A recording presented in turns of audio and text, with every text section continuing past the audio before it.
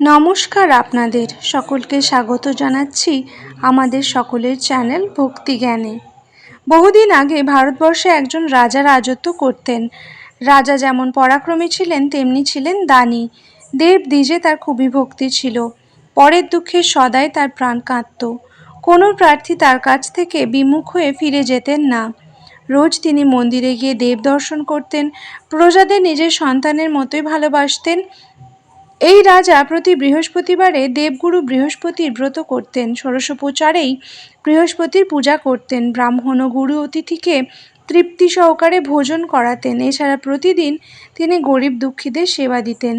কিন্তু রানী ছিলেন সম্পূর্ণ বিপরীত। এইসব বারব্রত দান ধ্যান তার একদম ভালো লাগতো না। মনে মনে বিরক্ত হতো, কিন্তু রাজাকে মুখ ফুটে কিছু বলতে পারতো না। রাগে গজগজ করতো। রানী কোনোদিন কোনো ব্রত করতো না, আর কাউকে একটা কানাকড়িও দান করতো না। উপরন্তু রাজাকে এইসব ব্রত করতে নিষেধ করত। এভাবেই কিছুদিন কেটে যায়। হঠাৎ রাজা সৈন্য সামন্ত নিয়ে মৃগয়া করতে গেলেন। প্রাসাদে রইল রানী আর দাসদাসীরা। তাদের মধ্যে একটি দাসী রানীর খুবই প্রিয় ছিল। রাজা শিকারে যাওয়ার ফলে দান ধ্যান, দেবসেবা, ব্রাহ্মণ অতিথি সেবা সব বন্ধ হলো। এমন সময় একদিন স্বয়ং দেবগুরু বৃহস্পতি সাধু ছদ্মবেশে রানীকে পরীক্ষার জন্য প্রাসাদ দ্বারে এসে উপস্থিত হলেন। ছদ্মবেশী দেবগুরু প্রাসাদ দ্বারে এসে ভিক্ষা চাইলেন। দাসীটি গিয়ে রানীকে সেই কথা জানালো। দাসীর কথা শুনে রানী তাড়াতাড়ি বাইরে বেরিয়ে এসে দেখল তার সামনে একজন সাধু দাঁড়িয়ে। তাকে দেখে রানীর গা জ্বলে গেল। রানী বললেন, হে সাধু মহারাজ, এই দান আর পুণ্যের উপর আমার ঘৃণা এসে গেছে। আমি অন্তঃপুরের কাজই করতে পারি না। দান ধ্যান করতে করতে আমার স্বামী এতই ব্যস্ত থাকেন যে আমার সঙ্গে 2 ঘন্টা কথা বলারও সময় নেই। সবসময় একজন না একজন প্রার্থী এসে দরজা দাঁড়িয়ে আছে। ছদ্মবেশী সাধু বললেন, এটা খুবই আনন্দের কথা রানীমা। রাজা তো মহা পুণ্যের কাজ করছেন। সহধর্মিণী হিসেবে তুমিও তো এই পুণ্যের অংশ পাবে। সাধুর কথা শুনে রানী বললে, না না, আমার পুণ্যের দরকার নেই। আপনি কি আমার একটা উপকার করতে পারবেন? সাধু বললেন, বলুন কি চাই আপনার? রানী বললেন, আপনি আমার উপর কৃপা করে এমন ব্যবস্থা করে দিন যাতে এই ধনৈশ্বর্য সব নষ্ট হয়ে যায় আর আমি আরামে থাকতে পারি। রানীর কথা শুনে সাধু আশ্চর্য হয়ে বললেন, হে দেবী, আপনি তো বিচিত্র মানুষ দেখছি। ধনৈশ্বর্য এবং সন্তানের জন্য কেউ কি দুঃখী হয়? সবাই তো ধনৈশ্বর্য আর সন্তান কামনা করে। যে ব্যক্তি মহাপাপী সেও ধন ও পুত্র পাওয়ার ইচ্ছা রাখে। যদিও আপনার কাছে ধনৈশ্বর্য বেশি থাকে, তাহলে ক্ষুধার্ত মানুষদের তৃপ্তি সহকারে ভোজন করান। বস্ত্রহীনকে বস্ত্র, ক্ষুধার্তকে অন্ন, নির্ধনকে ধন দান করুন। ধর্মশালা তৈরি করে দিন। পুকুর, পুষ্করিণী, সরোবর, কুয়া, বাগান নির্মাণ করে দিন। গরিব লোকের অবিবাহিত কন্যার বিবাহ দিন। নানা প্রকার যাগযজ্ঞাদি করান। এইসব কাজের ফলে আপনার বংশ উজ্জ্বল হবে, পরলোকে স্বর্গ লাভ হবে। রানী কিন্তু সাধুর কথায় খুশি হলো না। সে বললে, সন্ন্যাসী ঠাকুর, আমার এই রকম অর্থের প্রয়োজন নেই, কারণ ধনৈশ্বর্য মানুষকে দান করতে হবে। আমাকে শুধু নাড়াচাড়া করতে হবে আর রক্ষা করতে হবে, সেরকম অর্থের কি প্রয়োজন? সন্ন্যাসী বললেন, মহারানী, আপনি যদি প্রকৃতই সেই ইচ্ছা হয় তাহলে তাই হবে। আমি বলে যাচ্ছি আপনাকে, যে কথাগুলো বললাম সেগুলো করেন, তাহলে আপনার ইচ্ছে পূরণ হবে। বলুন সন্ন্যাসী মহারাজ, কি করলে আমার ধনৈশ্বর্য নষ্ট হবে?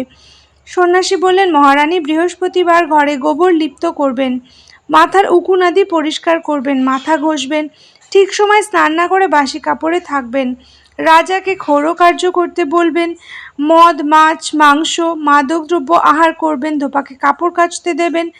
এইভাবে 7 বৃহস্পতিবার করলে আপনার সমস্ত ধনৈশ্বর্য নষ্ট হয়ে যাবে। এই কথা বলে ছদ্মবেশী বৃহস্পতি দেব প্রাসাদ দ্বার থেকে অন্তর্ধান হলেন। এদিকে রানী সাধুর কথা মতো বৃহস্পতিবারের সব নিষিদ্ধ কাজগুলি করতে শুরু করে দিল। 7 বৃহস্পতিবারও অপেক্ষা করতে হলো না। 3 বৃহস্পতিবারের মধ্যে রাজার ধনৈশ্বর্য সব নষ্ট হলো। এমন অবস্থা হলো, রাজা রানীর আহার জোটে না। কোনোদিন উপবাসে থাকতে হয়, কোনোদিন আধপেটা খেয়ে থাকতে হয়। ক্ষুধার জ্বালায় রাজা রানী খুব কাতর হয়ে পড়ল। সাংসারিক ভোগে দুঃখিত হয়ে রাজা একদিন রানীকে বললেন, মহারানী, তুমি এখানে থাকো, আমি বরং অন্য দেশে যাই, কারণ এখানে সবাই আমাকে চেনে, সেজন্য কোনো কাজকর্ম করতেও পারি না। এখানে থাকলে ভিক্ষা করেও খেতে পারবো না, অনাহারে মরতে হবে। তার চেয়ে তুমি এখানে থাকো, আমি অন্য দেশে যাই। রাজ্য ছেড়ে রাজা চলে গেলেন বহু দূরে। সেখানে কাঠুরেদের সঙ্গে জঙ্গলে কাঠ কেটে নিয়ে আসতে বললেন এবং শহরে বিক্রি করে যা পেতেন তাই দিয়ে কোনো রকমের জীবন কাটাতে লাগলেন। এদিকে রানী অন্তঃপুরে দুঃখে জ্বালায় জ্বলতে লাগলো। সব দাসদাসীরা অন্তঃপুর ছেড়ে চলে গেল। শুধুমাত্র রানীর প্রিয় দাসীটি রইল রানীর কাছে। রানী যেদিন কিছু জোগাড় করতে পারত সেদিন দুজনে ভাগ করে খেত, না পেলে উপবাসে থাকতো। কোনোদিন আবার শুধু জল খেয়ে তাদের দিন কাটতে লাগলো। অবশেষে এমন অবস্থা হলো যে রানী আর দাসী 7 দিন শুধু জল ছাড়া আর কিছুই খেলো না। ক্ষুধার জ্বালায় ছটফট করতে লাগলো। শেষ পর্যন্ত রানী ক্ষুধার জ্বালা সহ্য করতে না পেরে দাসীকে বলল, পাশের শহরে আমার বোন থাকে, সে বেশ ধনবতী, ধনৈশ্বর্য আছে, তুই তার কাছে যা আর কিছু চাল ডাল চেয়ে আন, অন্তত কিছুদিন চড়বে। রানীর আদেশ পেয়ে দাসী গেল রানীর বোনের কাছে। রানীর বোন সেই সময় বৃহস্পতিবারের ব্রত পুজো করছিল, কারণ সে দিনটি ছিল বৃহস্পতিবার। দাসী তার কাছে কিছু চাল ডাল চাইল, রানীর বোন কিন্তু কোনো উত্তর দিল না। দাসী বারবার চাইতে লাগলো, রানীর বোন কোনো উত্তর দিল না, কারণ সে তখন বৃহস্পতিবারের ব্রত কথা শুনছিল এক মনে। রানীর বোন কোনো উত্তর দিল না দেখে দাসী দুঃখিত হয়ে গেল। সে রাগ করে ফিরে এলো রানীর কাছে। রানীর কাছে এসে দাসী বললে, রানীমা, আপনার বোন খুবই অহংকারী। আমি চাল ডাল চাইলাম, সে কোনো উত্তরই দিলে না। দাসীর কথা শুনে রানী বললে, দাসী, এতে তার কোনো দোষ নেই। যখন মানুষের দুঃখের সময় আসে তখন কেউ তাকে সাহায্য করতে এগিয়ে আসে না। ভালো, যা হবে তাই মেনে নিতে হবে। ভগবানের যা ইচ্ছে সবই আমার ভাগ্যের দোষ। দাসীর সঙ্গে রানী কথা বলছে, এমন সময় দেখলো রানীর বোনের দাসী আসছে, তার পিছনে আসছে তার বোন। রানীর বোন বললে, ভগ্নী, দুঃখ করো না, তোমার দাসী যখন আমার কাছে গিয়েছিল আমি ব্রত করছিলাম। ভগ্নী, তোমার দাসী কি জন্য গিয়েছিল? রানী বলল, বোন, আমার কাছে চাল ডাল ছিল না, সেজন্য আমি কিছু চাল ডালের জন্য দাসীকে তোমার কাছে পাঠিয়েছিলাম। আমি এখন খুবই কষ্টের মধ্যে দিন কাটাচ্ছি। এই কথা শুনে রানীর বোন বলল, ভগ্নী, বৃহস্পতিদেব সকলের মনস্কামনা পূর্ণ করেন। যাও দেখো গিয়ে, নিশ্চয়ই তোমার ঘরে চাল ডাল তরিতরকারি আছে। বোনের কথা শুনে রানী ঘরে গিয়ে দেখে সত্যি ঘরে চাল ডাল আনাজ তরকারি ভর্তি। তাই দেখে রানী ও দাসী খুব খুশি। দাসী বললে, রানীমা, যদি এরকম পাওয়া যায় তাহলে রোজই ব্রত করতে রাজি আছি, আপনি ব্রতের নিয়ম জেনে নিন। দাসীর কথা শুনে রানী বোনকে বলল, ভগ্নী, এই ব্রতের কি নিয়ম আমাকে বলো। রানীর বোন বললে, এই ব্রতে ছোলার ডাল, মনাক্কা ইত্যাদি দিয়ে কলা গাছের গোড়ায় বৃহস্পতি দেবের এবং শ্রী বিষ্ণুর পুজো করতে হয়, প্রদীপ জ্বালতে হয়, পীত বর্ণের খাদ্য আহার করতে হয়, তারপর ব্রত কথা শুনে প্রসাদ গ্রহণ করবে। এইভাবে ব্রত করলে দেবগুরু বৃহস্পতি প্রসন্ন হবেন। বোনের কথা শুনে রানী ও দাসী ব্রত করার ইচ্ছে করলে প্রতি বৃহস্পতিবার ভক্তি সহকারে ব্রত করতে লাগলো।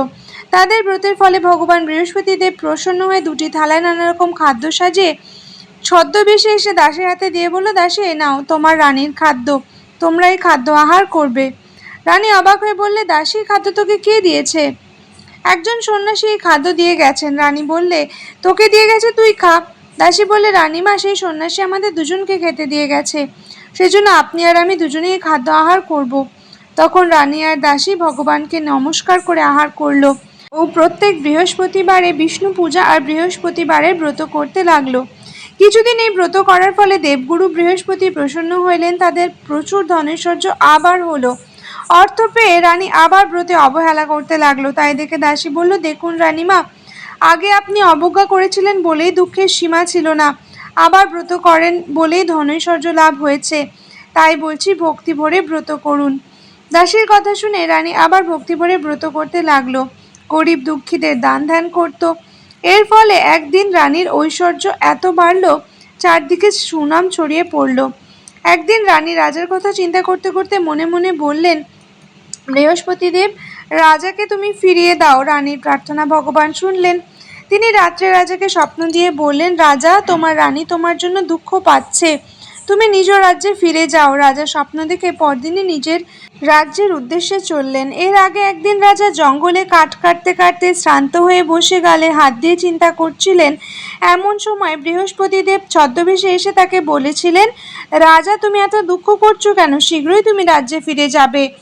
কাজেই স্বপ্ন দেখে রাজা আর স্থির থাকতে পারলেন না। রাজ্যে ফিরে এসে রাজা দেখলেন তার রাজ্যে আবার শান্তি ফিরে এসেছে, দুঃখ দুর্দশা শেষ হয়েছে। বহুদিন পরে রাজাকে দেখে রানীও খুব খুশি হলেন। রানী সব কথা রাজাকে বললে। রাজা সব শুনে খুব খুশি হলেন আর রানীকে নিয়ে ভক্তি ভরে বৃহস্পতিবারের ব্রত করতে লাগলেন। বৃহস্পতি দেবের কৃপায় রাজা আবার আগের মতো আনন্দিত হয়ে রাজ্য শাসন করতে লাগলো। ইতি বৃহস্পতিবারের ব্রত কথা সমাপ্ত।